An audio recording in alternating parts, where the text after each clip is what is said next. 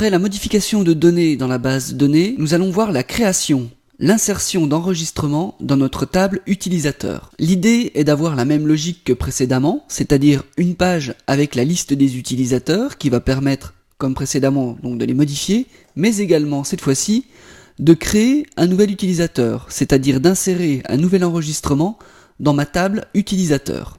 En cliquant sur ce lien « Créer un utilisateur », j'accède à une page identique à celle de la modification, si ce n'est que mes champs sont vides, et donc je vais pouvoir renseigner des informations sur mon nouvel utilisateur. Je vais créer donc un nouvel utilisateur.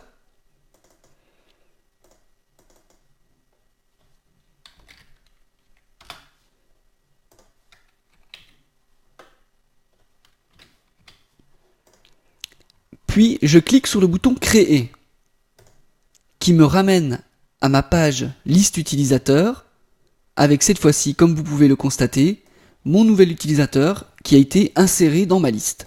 La logique est la même que précédemment. Je suis parti des fichiers liste utilisateur et affiché utilisateur. Pour conserver une trace, je les ai renommés liste utilisateur 2.php et affiché utilisateur 2.php.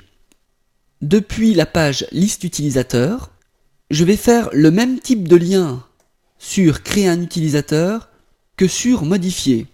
La différence, c'est que sur modifier, j'ajoutais une query string avec la variable email, correspondante à l'email de l'utilisateur que je voulais modifier. Le lien que je vais faire sur créer un utilisateur sera donc un lien sur le même fichier, affiché utilisateur, mais sans query string. C'est-à-dire que je ne passe pas de variable email. Et donc, le script affiché utilisateur, ne recevant pas d'email, comprendra qu'il est en mode création et non pas en mode modification. Le fichier affiché utilisateur faisant la différence entre le mode création et le mode modification, suivant qu'il reçoit ou pas un email, va donc, soit dans le cas de la modification, récupérer les informations de l'utilisateur correspondant à l'email reçu et les affichera dans les champs ici. Il affichera également un bouton modifier. S'il ne reçoit pas d'email, il comprendra qu'il est en mode création, affichera donc des champs de saisie vides, ainsi que le bouton créer. De même, le script liste utilisateur va donc avoir 3 cas. Premier cas, j'ouvre la page simplement. À ce moment-là, j'affiche la page telle quelle. Deuxième cas, je reçois une information de modification. À ce moment-là, il commencera par faire un update, une mise à jour des informations de l'utilisateur dont il recevra l'email. Troisième cas, il reçoit une information de création. À ce moment-là, il créera un nouvel enregistrement dans la base de données avant d'afficher donc la liste complète des utilisateurs. Voyons voir cela dans le code PHP.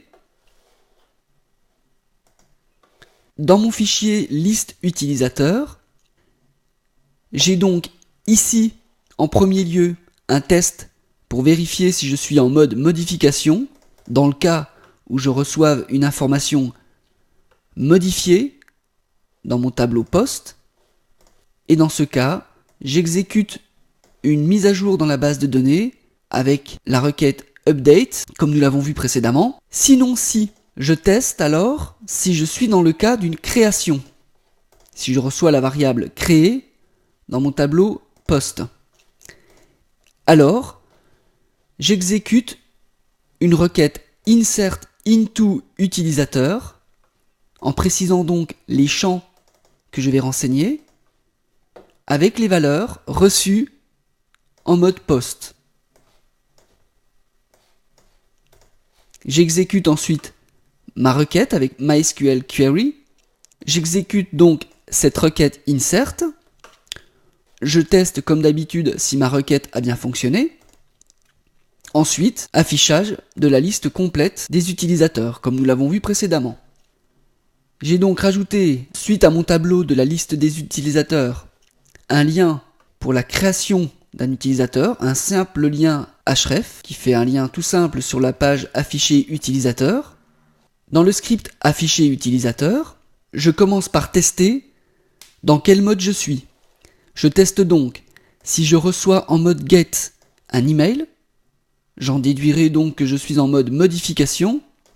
Dans ce cas, je récupérerai donc les informations de mon utilisateur correspondant à l'email reçu.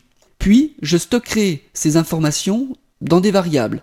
Une variable prénom, une variable nom, une variable email et une variable année de naissance.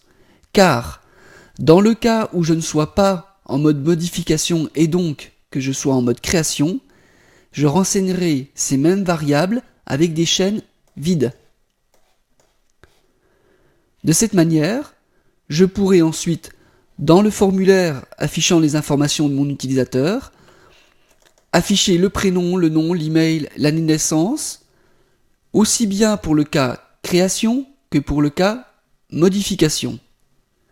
La seule chose à faire à la finale, c'est de retester si je suis en mode création-modification et d'afficher soit un bouton modifier, soit un bouton créer.